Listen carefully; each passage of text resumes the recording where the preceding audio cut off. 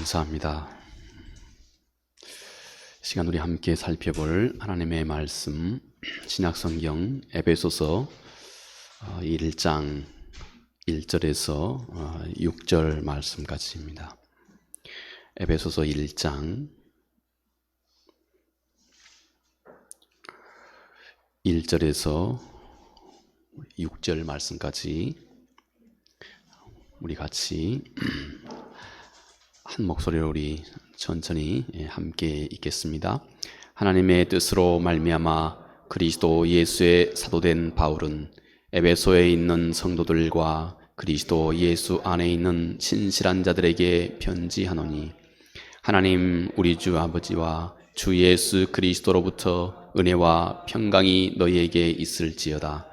찬송하리로다. 하나님 곧 우리 주 예수 그리스도의 아버지께서 그리스도 안에서 하늘에 속한 모든 신령한 복을 우리에게 주시되, 곧 창세전에 그리스도 안에서 우리를 택하사 우리로 사랑 안에서 그 앞에 거룩하고 흠이 없게 하시려고 그 기쁘신 뜻대로 우리를 예정하사 예수 그리스도로 말미암아 자기의 아들들이 되게 하셨으니, 이는 그가 사랑하시는 자 안에서 우리에게 거저 주시는 바 그 은혜의 영광을 찬송하게 하려는 것이라. 아멘. 몇 주간 에베소서 1장 말씀을 함께 살펴볼까 합니다. 에베소서는 우리가 이 말씀 한 절 한 절을 집중하여 보기 시작하면 이 안에 참 놀라우신 말씀을 사도가 기록을 하고 있습니다. 특히 이 글은 우리 그리스도인들이 하늘에 속한 신령한 복을 사도가 지금 에베소 교회 성도들에게, 또 당시 이 에베소서 서신 자체가 이곳 에베소 교회뿐만 아니라 여기저기 많은 교회들이 함께 돌려가며 읽기 때문에 그리스도 안에 있는 자들에게 하나님이 부어주시는 하늘에 속한 신령한 복, 이 말씀을 실감나게 그렇게 설명해 드러내주고 있는 말씀이 이 에베소서의 말씀입니다. 우리는 늘 눈앞에 보이는 이 세상만을 바라보고 살아갑니다. 실제 우리의 모든 행동의 근거는 우리 눈앞에 보이는, 우리가 지금 접하고 있는 이런 현실적인 문제 이뿐이죠. 대부분 다 우리는 그렇습니다. 하지만 이 보이는 이 세상보다 눈에 보이지 않는 그 영적인 세상은 훨씬 더 길고 또 높고 광대한 것이 곧 이 영적인 세계인 것을 우리는 에베소서의 말씀을 통해서 차근차근 깨달아 알 수가 있습니다. 우리들의 행동을 보아도, 우리의 삶을 보아도 우리 자신 자체가 스스로 그것을 증명하지요. 우리는 겉으로 보이는 이런 모습을 가지고 있지만 우리가 가지고 있는 눈에 보이지 않는 우리들의 의식세계는 뭐 광대하기 그지없습니다. 우리의 의식세계는 지금도 내가 당장 뉴욕에 갈 수 있고 또 도쿄에 갈 수도 있고, 우리의 의식은 어느 곳이든지 무엇이든지 당장 우리 안에 하나님의 나라가 이루어질 수도 있고, 거꾸로 그 반대의 나라가 이루어지게 할 수도 있고, 우리 인간의 마음, 보이지 않는 이 의식세계는 놀랍고 광대합니다. 에베소서는 이렇게 눈에 보이지는 않지만 그러나 실상은 영원에서 영원까지 교회와 그리고 한 사람의 구원을 위해서 하나님이 베풀고 이루고 계시는 그 세계가 얼마나 크고 놀라운지 에베소서는 우리에게 그것을 하나하나 드러내주고 있습니다. 실상은 이것이 이 온 세상, 온 우주의 영원부터 영원까지 이르는 진정한 세계이기도 합니다. 우리는 구약 성서에서 한 좋은 예를, 물론 뭐 한 예뿐만 아니라 많고 많이 있습니다. 우리 구약 성서의 열왕기 하, 특히 6장에 보면 이 엘리사와 그의 종에 관련한 얘기를 거기에 기록을 해주고 있습니다. 엘리사와 그의 종이 이제 조그만 도시, 이스라엘 작은 도시 하나에 들어갔습니다.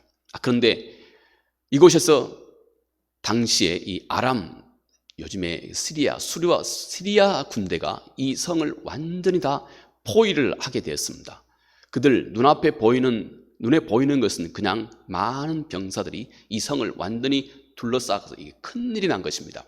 이 엘리사의 종이 이 보니 이거 도대체 큰일이 난 것입니다. 그래서 그가 그의 스승에게 그렇게 얘기합니다. 스승님 뭐 이런 류의 얘기입니다. 큰일 났습니다. 이거 다 끝났습니다. 더 이상 소망이 없습니다. 우리가 이렇게 완전히 포위되었습니다. 이제 우리는 영락없이 이렇게 죽을 수밖에 없는 상황에 우리가 지금 처해 있습니다 하고 낙심해서 그의 스승에게 그렇게 탄원을 합니다. 그러자 엘리사가 그렇게 대답합니다. 두려워하지 말라. 여기 우리와 함께 있는 천군 천사는 너 눈에 보이는 것보다 훨씬 많고 많다. 그리고 기도합니다. 주여 저의 눈을 열어주옵소서. 열왕기 하 6장 16, 15절 이하에 기록된 말씀입니다. 그때 하나님께서 그의 젊은 종의 눈을 활짝 열어줍니다. 그 순간에 그는 온 땅에 가득 충만한 하나님의 군대를 그가 발견하게 됩니다. 수도 없이 지금 눈앞에 보이는 아람 군대와는 비교도 되지 않은 수도 없이 많은 하나님의 나라, 천군 천사의 그 불병거를 그가 둘러싸여 있는 그곳을 그가 보게 됩니다. 그는 진정한 세계를 보게 된 것입니다. 한순간 그의 눈이 열리면 말입니다. 아마 우리 사람도 특별한 때 어떤 특별한 사람에게는 하나님께서 이런 기회를 가끔씩 주시기도 하는 것 같아요.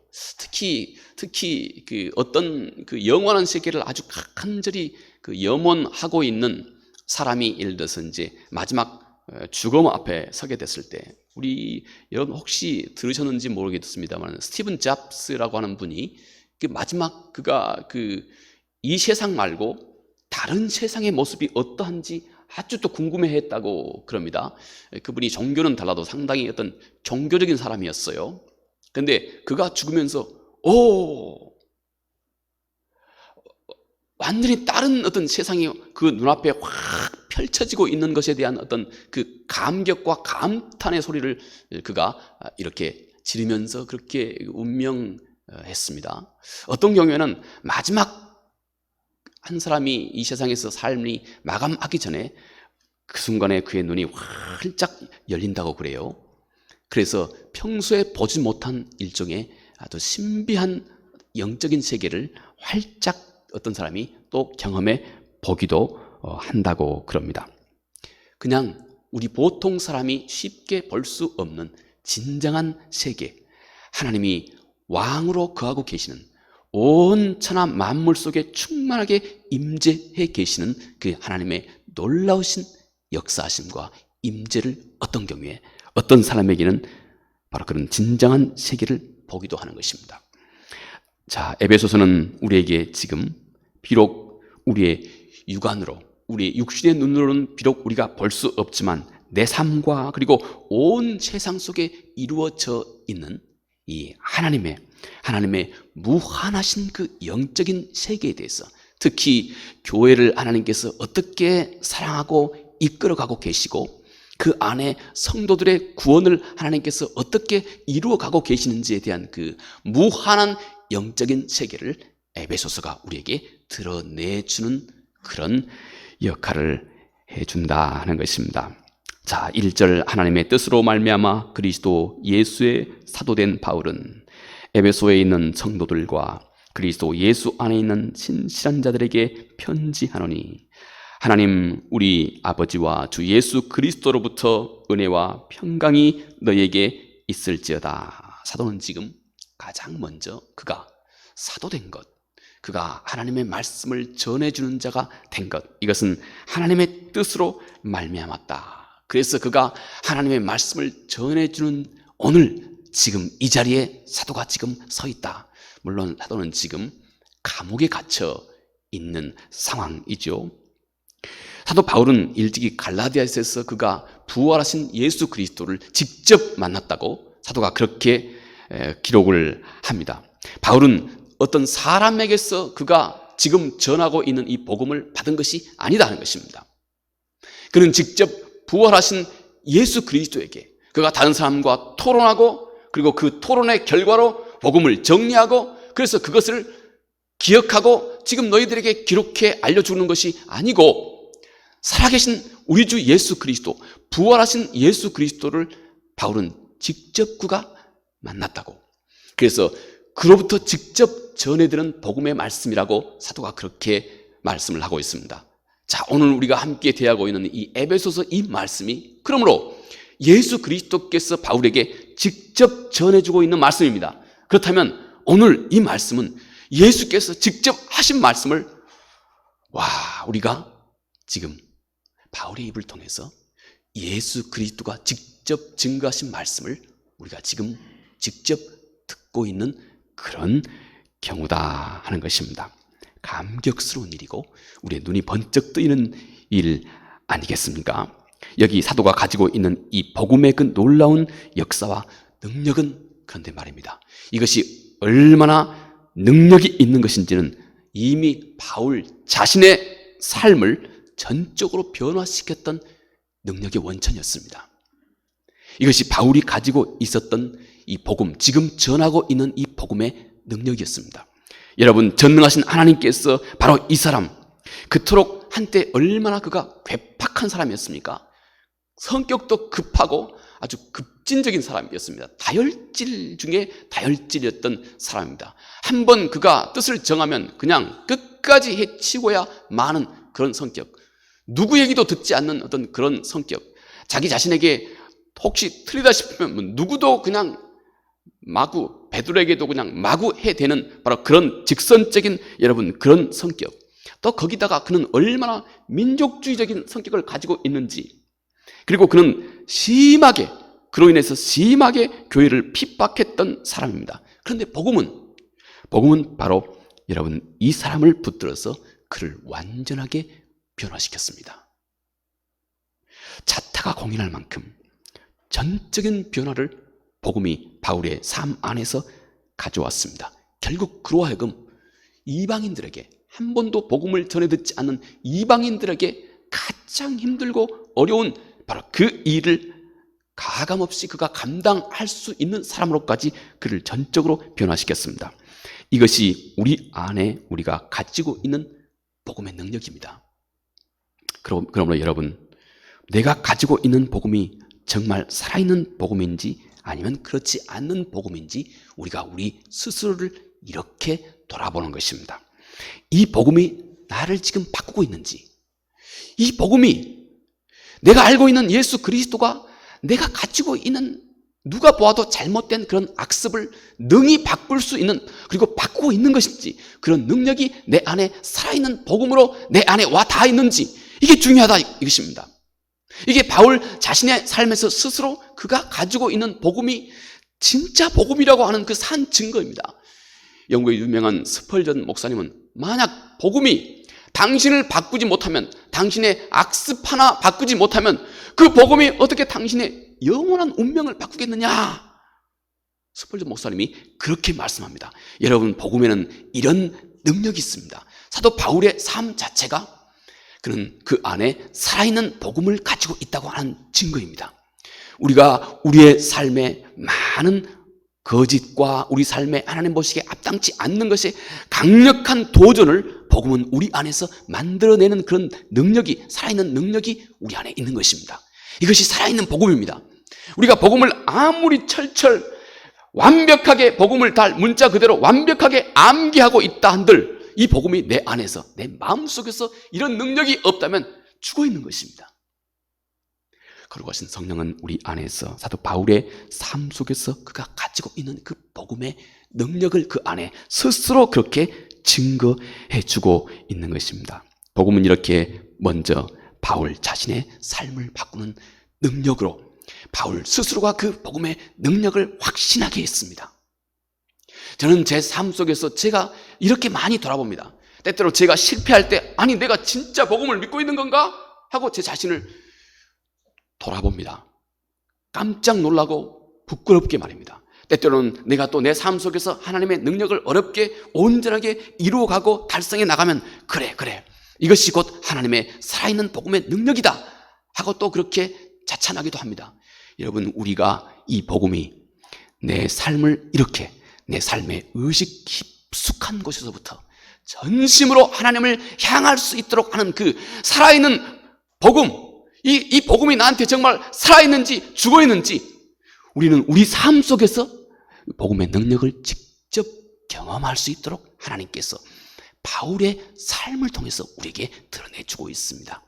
우리는 가장 먼저 이렇게 우리 스스로를 돌아보아야 하는 것입니다. 복음은 가장 먼저 나를 그렇게 바꾸면서 내 안에 그 복음의 살아있는 능력을 스스로 내가 확증할 수 있도록 도와주시기 때문에 그렇습니다.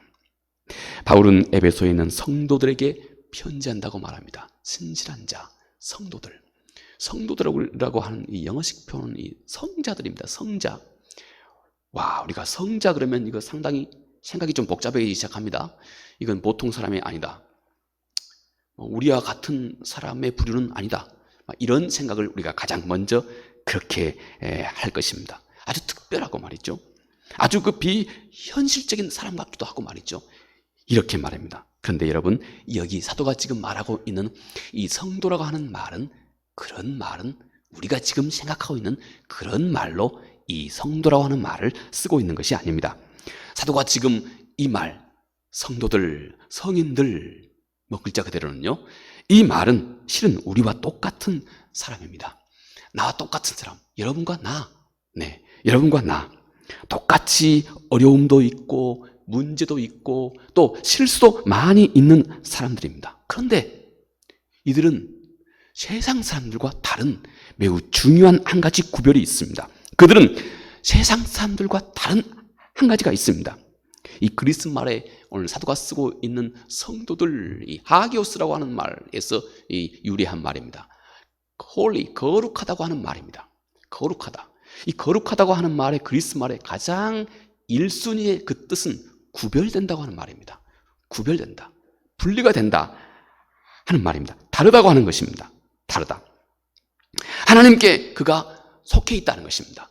세상에 속해 있는 것이 아니고 그가 구별되어서 분리되어서 세상에 속해 있는 게 아니고 하나님께 속해 있다 하는 것입니다. 그래서 그는 찬찬히 보니 세상 사람들과 다르게 살고 있다 하는 것입니다. 그는 이 세상 사람들과 똑같이 그 안에서 함께 섞여 살아갑니다. 그런데 그는 다시 보니 세상 사람들과 다르다는 것입니다. 세상 사람들과 똑같은 문제를 가지고 있습니다. 그런데 그는 그 문제를 결국 보니 그 문제를 다루는 방법이 이 세상 사람들과는 다르다는 것입니다. 세상 사람들과 똑같이 아픔도 있고 약한 것도 있고 문제도 있고 괴로움도 있습니다. 그런데 다시 보니 그들은 세상 사람들이 다루고 있는 약함도 문제도 괴로움도 이 세상 사람들과 전혀 다른 방법으로 그들은 이 문제를 다루고 있다는 것입니다. 그리고 놀랍게 그들의 삶은 결국 세상 사람들이 보았을 때는 절망적인 그런 상황인데 결국 그의 삶을 통해서 세상 사람들이 보았을 때는 낙심할 수밖에 없고 절망적인 이 상황을 아주 창조적인 상황으로 그 안에서 어떤 창조적인 역사를 결국 만들어내고야 만다는 것입니다. 여러분, 이들 안에는 이런 능력이 있다는 것입니다. 여러분, 이들이 바로 사도가 말하고 있는 성도들입니다. 하나님이 이미 바로 이 성도 가운데 역사하고 계시는 그 하나님께서 이미 여러분 우리 안에서 내 인생 속에서 이런 세상과 함께 섞여 있지만 그러나 결국은 세상과 확연히 구별되고 세상과 확연히 다른 이런 역사를 이미 우리 안에서 하나님이 시작하셨고 진행해 가고 있는 과정인 것입니다. 자, 사도가 이들에게 전한 말씀이 이것입니다. 하나님, 우리 아버지와 주 예수 그리스도로부터 은혜와 평강이 너에게 있을지어다.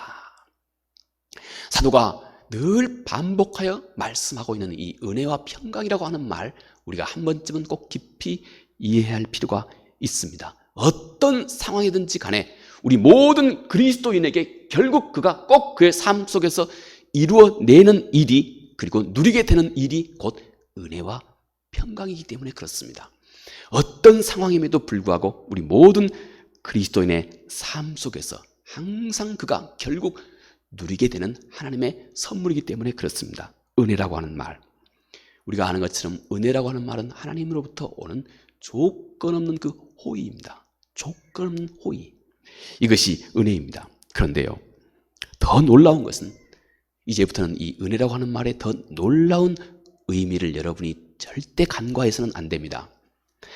은혜는 기본적으로 하나님으로부터 내려오는 조건 없는 그 호의입니다.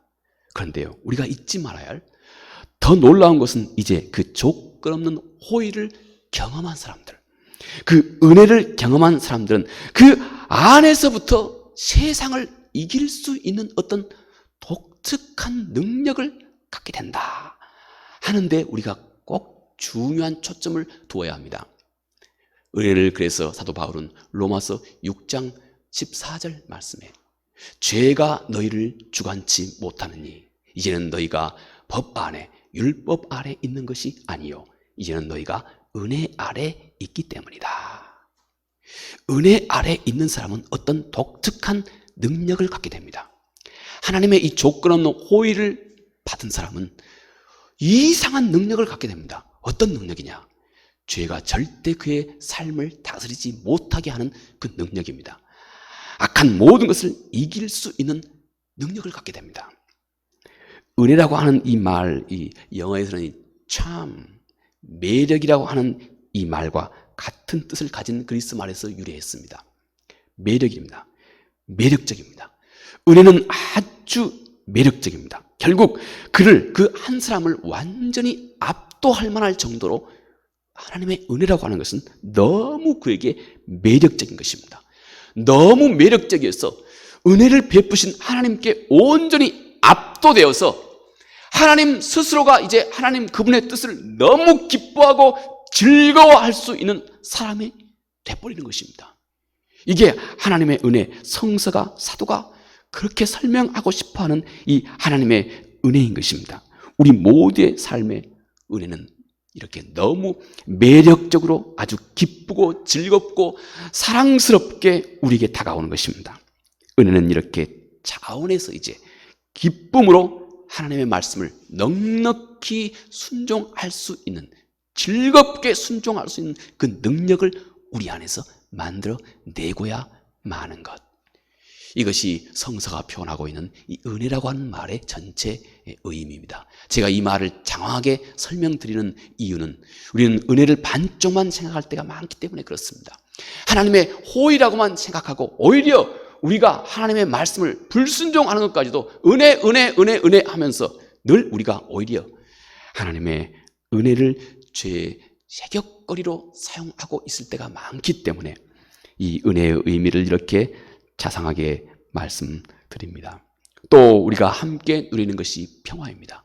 평화라고 하는 것은 우리가 이 세상 속에 필연적으로 모든 사람이 갖게 되는 근심과 걱정과 두려움, 여기에서 한 사람이 온전하게 자유하게 되는 것, 이것이 평강입니다. 평강.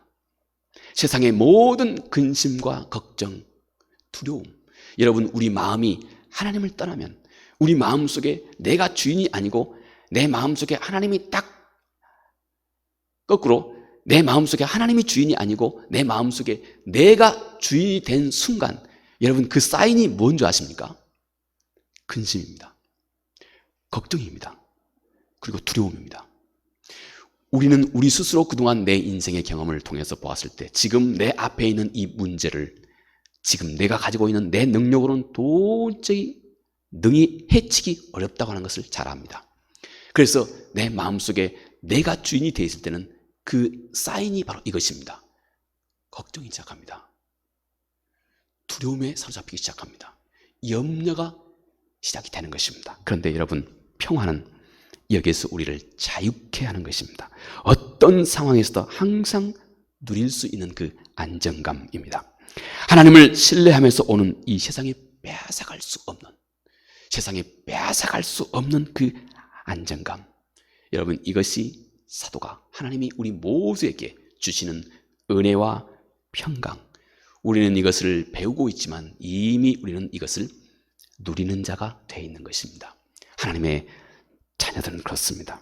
자, 이제 본격적으로 사도가 증거하는 말씀을 3절 한번 이하 살펴봅니다. 찬송하리로다. 하나님 곧 우리 주 예수 그리스도의 아버지께서 그리스도 안에서 하늘에 속한 모든 신령한 복을 우리에게 주시되 곧 창세전에 그리스도 안에서 우리를 택하사 우리로 사랑 안에서 그 앞에 거룩하고 흠이 없게 하시려고. 이제 차근차근 계속해서 다음 주에도 에베소의 말씀을 다뤄보겠습니다. 자, 먼저 찬송하리로다. 하나님. 이게 지금 사도가 본격적으로 말씀을 선포하기 시작할 때 사도가 지금 가장 먼저 언급한 내용입니다. 찬송하리로다 하나님. 사도는 지금 이 찬송의 가장 근거, 가장 먼저 사도가 그의 머릿속에 꽉 차 있는, 사도의 머릿속에 꽉 차 있는 바로 그 대상, 하나님입니다. 하나님.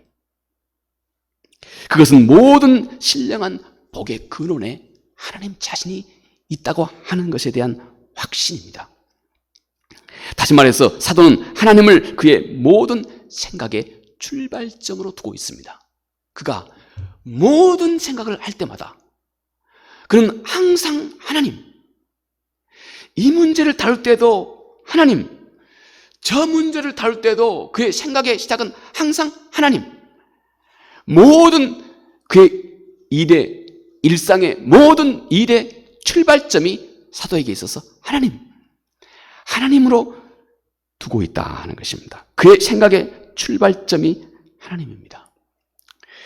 여러분, 혹시 여러분이 그런 생각을 해보신 적이 있습니까? 이제 나이가 많이 들고 이제 90, 100, 요즘에 오래 산다고 그러니까 100살 가까이쯤 되면 이제 여러분의 배우자 중에 한 사람은 먼저 세상을 떠날 수 있죠. 아마 언젠가 우리 배우자 중에 한 사람은 홀로 남게 될 것입니다. 그런 말입니다. 언젠가 그런 때가 있을 겁니다. 그런 말입니다. 그때 여러분이 조용히 홀로 조용한 장소, 호젓한 산길을 한번 여러분이 홀로 걷는다고 한번 생각해 보십시오. 언젠가는 그런 때가 올 것입니다. 언젠가는. 하나님이 우리 삶의 마감을 항상 그런 방식으로 하셨어요. 거기에는 어떤 그분의 지혜와 섭리가 있는 것이 분명해요. 언젠가는 우리는 이 세상에 홀로, 여러분이 아니면 여러분의 배우자가 예를 든다면 홀로 남게 될 것입니다. 우리는 아주 호젓한 길을 혼자 조용히 걸을 수 있는, 그리고 생각해 볼 수 있는, 그리고 자기 자신의 삶을 돌이켜 볼 수 있는 어떤 그런 시간이 있을 겁니다. 여러분, 홀로 외로이 호젓이 걷고 있는 바로 그 시간, 이제 인생의 경륜이 꽉 차서 삶의 끝자락을 바라보고 있는 그 시간, 우리의 삶을 잘 이제 하나님 앞에서 정돈해야 될 그 시간, 여러분, 우리 삶 속에 뭐가 가장 가치 있는 일로 우리 삶 속에 남겠습니까? 많은 재물일까요? 높은 명예일까요? 또 다른 무엇일까요? 어떤 명성일까요? 분명히 그렇지는 않을 것입니다. 여러분, 우리에게 있어서 마지막까지 그 자리에서까지도 여러분이 변함없이 그 순간 그 자리, 어떤 자리에서라 할지라도, 내 인생이 어떤 자리에 처했다 할지라도 내 삶에서 가장 견고하게 내 인생을 지탱해 주고 있는 그분, 그게 뭘까요? 하나님. 내 인생은 피할 수 없이 어떤 변화를 앞으로는 맞이하게 될 겁니다. 아주 극단적인 변화까지 내 인생은 피할 수 없이, 우리 인생은 내가 앞으로 이제 우리 삶의 과제 속에서 내가 겪어나가야 할 것입니다. 그런데 그 순간에도 내가 어떤 자리에 처했다 할지라도 다시 나로 하여금 내 눈앞에 펼쳐지는 모든 광경 속에서 소망과 기쁨을 가지고 내 앞에 있는 모든 광경을 다시 볼 수 있도록 내 마음의 그 차갑고 냉랭해진 마음을 다시 덮여줄 수 있는 그 어떤 것의 그 근거가 누구일까요? 하나님입니다. 하나님. 하나님 한 분뿐입니다. 그분. 여러분, 모든 것이 다 사라져도 끝까지 나와 동행하고 변함없이 나와 동행하고. 사람은 변합니다. 어쩔 수 없이 우리 인생은 끝없이 변하게 되어 있습니다. 그러나 변하지 않고 내 인생을 끝까지 지탱하는 마지막 날까지 견고하게, 내가 또 다른 세계로까지 나를 견고하게 이끌어 줄 수 있는 그 유일한 한 분, 하나님입니다. 우리 인생을 지금부터는 그러므로 내가 무슨 일이 있든지 간에, 앞으로 내가 어떤 일을 만나든지 간에 내 인생은 하나님과 함께 시작해야 됩니다. 하나님 그분의 안목으로 보기 시작해야 됩니다. 그래야 모든 것이 올바로 판단되고 올바로 평가되는 겁니다.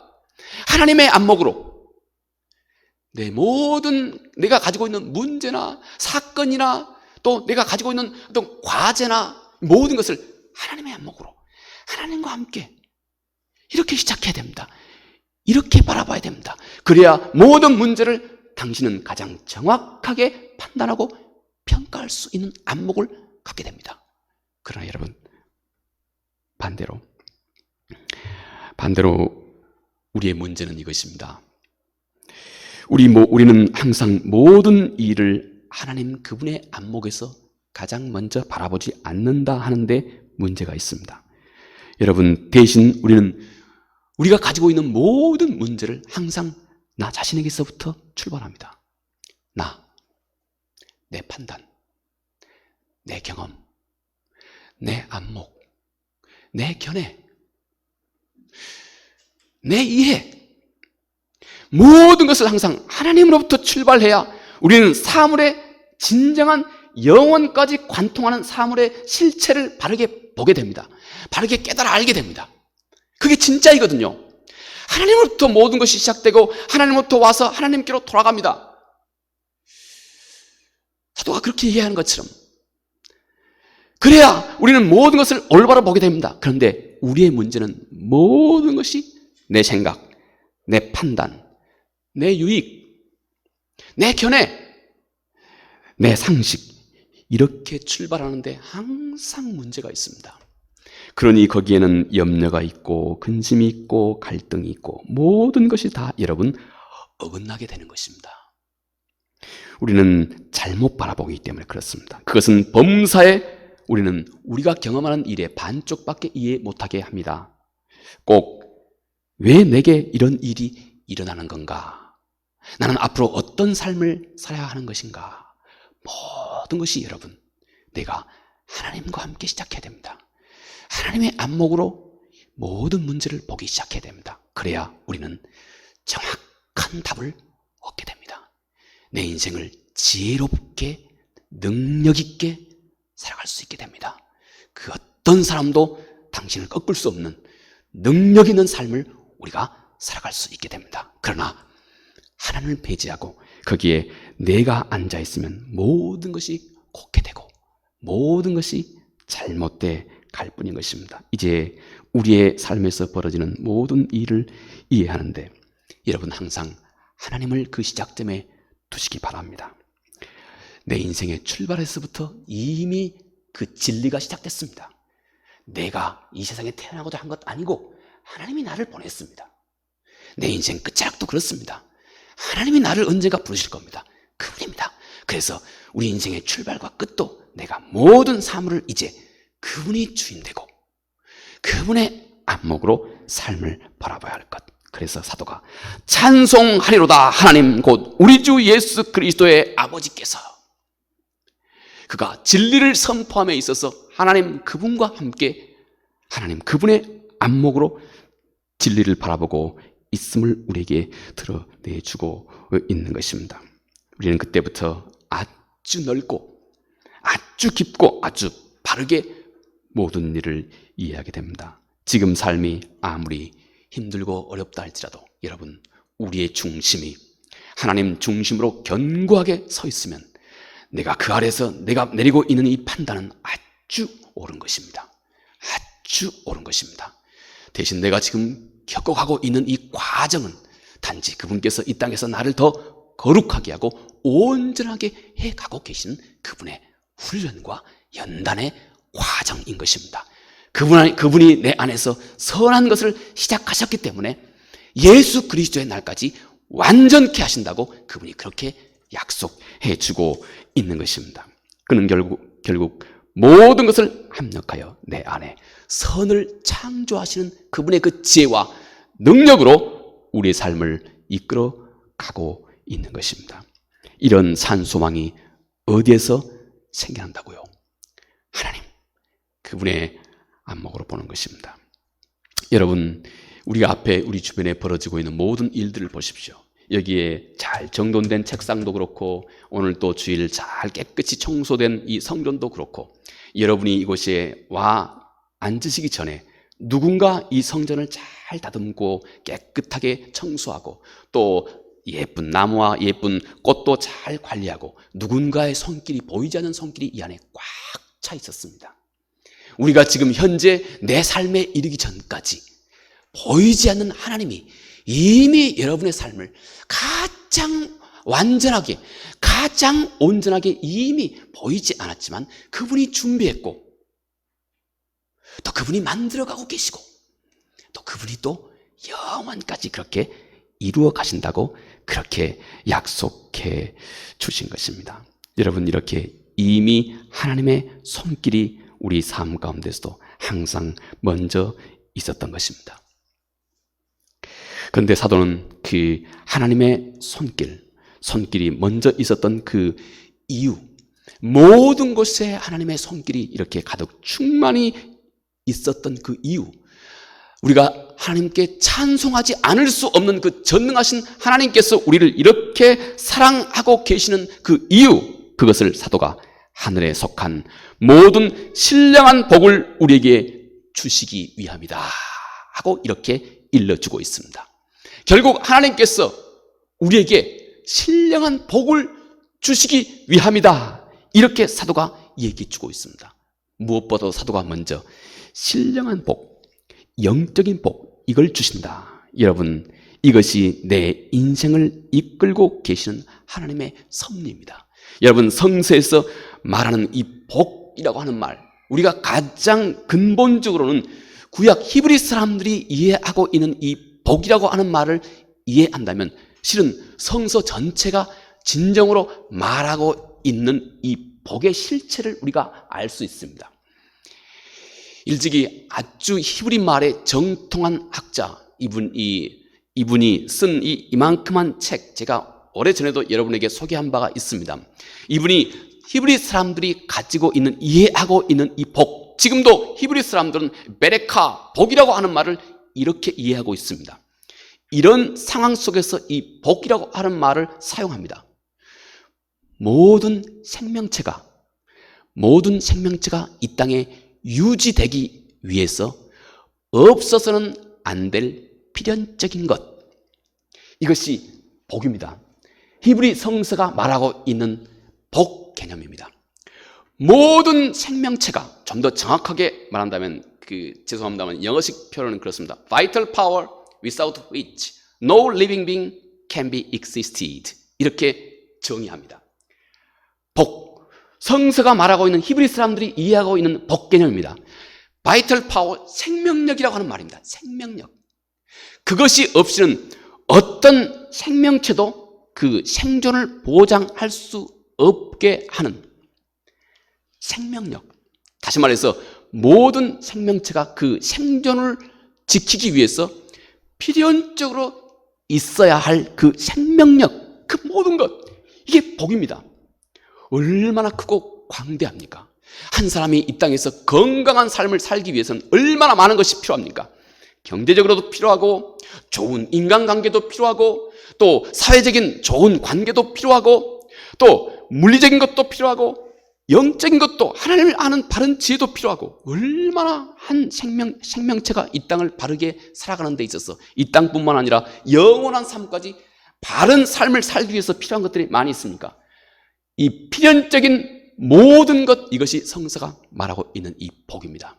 하나님이 곧 그의 사랑하는 자녀들에게, 우리는 작은 것 하나 그분과 딜하고 작은 것 하나 때문에 그분께 실망하고 우리는 작은 것 하나 때문에 낙심하고 우울하지만 그러나 그 전지전능하신 이 하나님은 우리가 이 세상을 살아가는 데 있어서 내가 없어서는 안 될 그 모든 것, 없어서는 안 될 그 모든 것, 물리적인 것, 사회적인 것, 문화적인 것, 영적인 것, 이 땅에뿐만 아니라 저 세상까지 필요한 모든 것을 하나님이 우리에게 풍성하게 채워주시기 위해서,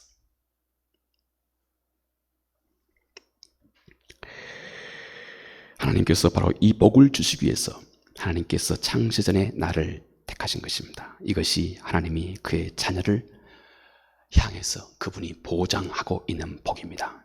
이것이 우리 안에 믿어질 때 가장 먼저 하나님의 은혜와 평강이 우리 마음속에 점점 가득 충만해지기 시작합니다.